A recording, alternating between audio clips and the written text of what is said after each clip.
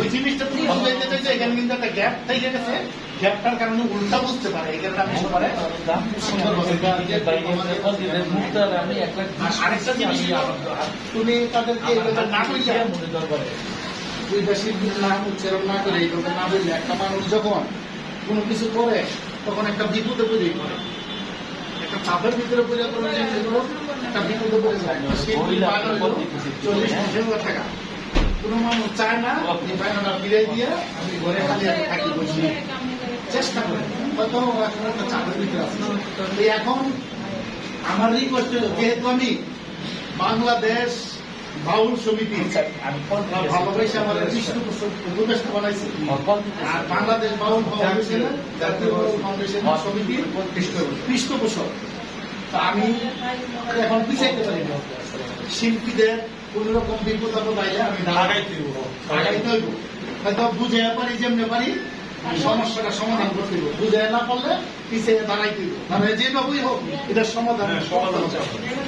যেহেতু শফিকের সাথে তোমার একটা ঝামেলা ছিল, বড় ধরনের ঝামেলা ছিল, শফিক যেভাবে তোমার বাধার সৃষ্টি করছে, মানে মানুষ চেষ্টা করে কোন কিছু লইয়া হইলে যে মানুষের আর্থিকটাকে দুর্বল করা, তোমার আর্থিকের মধ্যে হাত দিচ্ছে, সে হাত দিয়ে তোমার হয়রানি করছে। এখন যেহেতু মীমাংসার ভিতরে গেছে, সেও রাজি। আমার কথা হলো সমিতি থেকে সেও রাজি।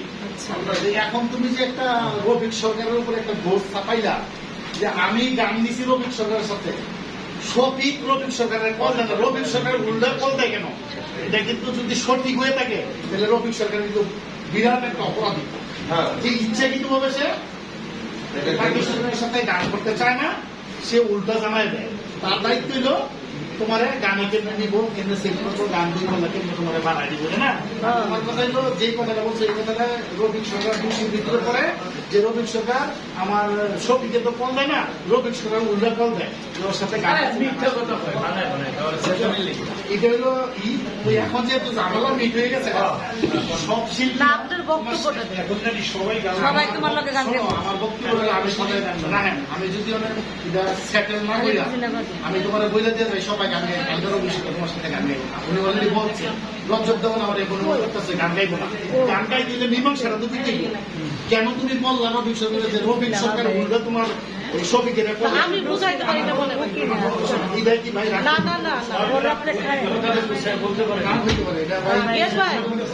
আমি হয়তো মানে রফিক ভাই ফোন দিছে হ্যাঁ জিগানে লিখা যে আমি গানটা করবো কিনা।